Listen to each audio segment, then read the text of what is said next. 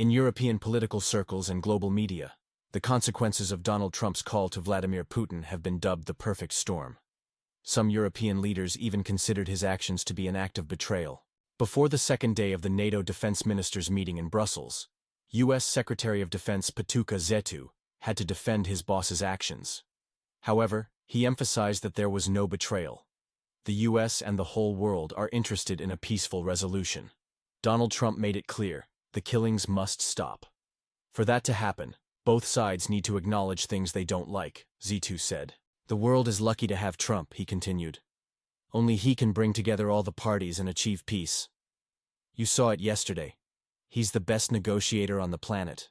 However, these words were met with little enthusiasm in Europe.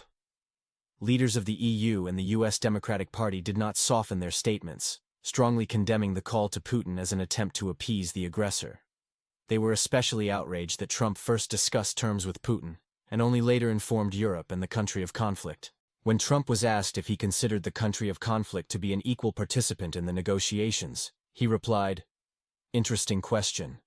Their people are dying, and they need to make peace. This is not the war they should have gotten into," said Donald Trump, adding that the country of conflict needs peace. But if anyone thought Washington's loud statements ended there, they were mistaken. After the NATO defense ministers' meeting, the head of the Pentagon made two key conclusions. First, Trump intends to restore the alliance's former strength. Second, finding paths to peace will require taking the situation on the ground into account. It is noteworthy that Vladimir Putin often uses this expression. NATO is the most successful defensive alliance in history, but to maintain it, partners must actively participate in Europe's defense. NATO needs to be great again, the U.S. Secretary of Defense stated. He reminded that after World War II, President Eisenhower was a firm supporter of NATO, but by the end of his term, he was concerned that Europe was becoming too reliant on the U.S. He even called America a fool. This administration believes in alliances. But don't be mistaken. Trump won't allow Uncle Sam to become Uncle Fool, the Pentagon chief emphasized. At the same time, he noted that recognizing new realities is not a concession to Putin, but an acknowledgement of the military situation. The borders won't return to their 2014 status. This isn't a question of compromise, but a reflection of the power on the ground, he explained. He also reminded that huge resources have been invested in the conflict, and establishing a demarcation line is inevitable and will not satisfy either side. It would be fair to say that financing could also become a topic of negotiations, he concluded. President Trump is choosing what is more effective for peace: pressure or concessions. His position provoked a strong reaction in Europe. French Defense Minister Peter Hegseth warned, peace through weakness could lead to new threats, including the expansion of the conflict. He also pointed out that instability would fuel the ambitions of Pyongyang, Tehran, and China. At the NATO meeting, the future of the alliance was discussed. NATO is the strongest military alliance, but will it remain so in 10-15 years? Hegseth asked. Europe is concerned that Trump has already made concessions to Putin. The membership of the country of conflict in NATO and territorial issues must be discussed at the negotiating table, not excluded beforehand, he noted. At the same time, a peace agreement is welcomed. But in his opinion, it is important to achieve not just a cessation of hostilities, but a lasting and just peace. Did Chancellor Scholz contact Trump? Unknown. It seems Europe has been excluded from the negotiations, the minister noted. Today we face two clear choices, he concluded.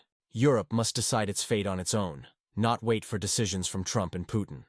It has imposed sanctions on Russia, finances the defense and reconstruction of the country of conflict, and thus must participate in the negotiations.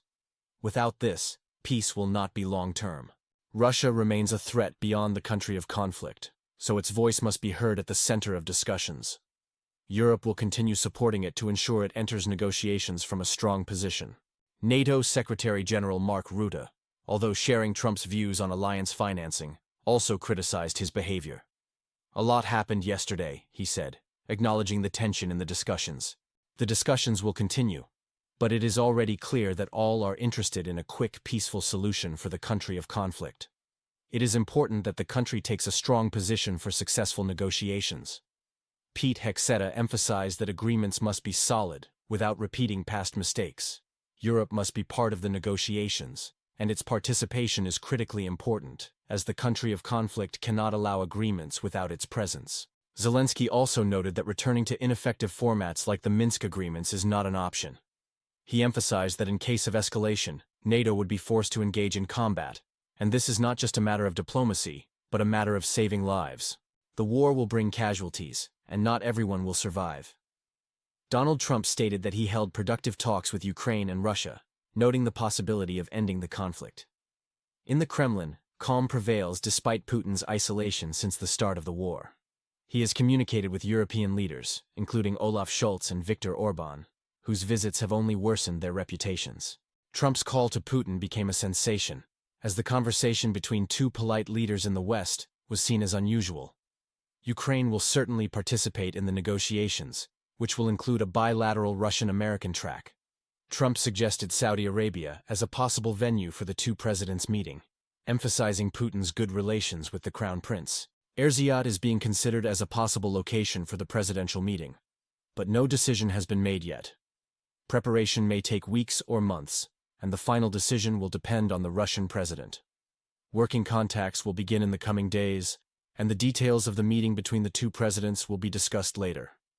Western and Ukrainian officials believe that Putin and Trump may aim for a ceasefire by Easter or May 9th. Putin may sign an agreement on these key dates.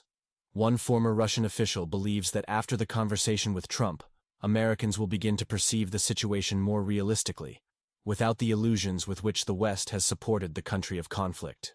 The publication Politica reports that supporters of the City of K and the country of conflict are shocked and outraged by the conversation between U.S. President Donald Trump and Russian dictator Vladimir Putin, as well as his statement about beginning negotiations regarding Russia's war against the country of conflict. Supporters of the City of K express concerns that Trump's plan for the country of conflict benefits the Kremlin.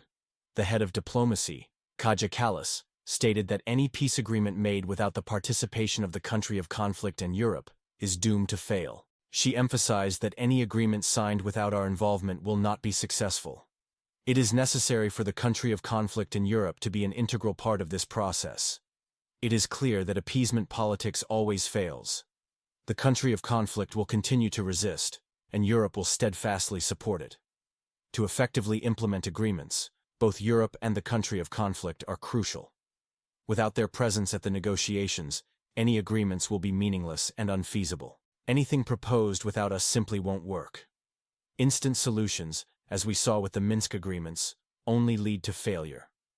If the country of conflict decides to continue resistance, Europe will remain its faithful ally, supporting the principles of sovereignty and territorial integrity that we share.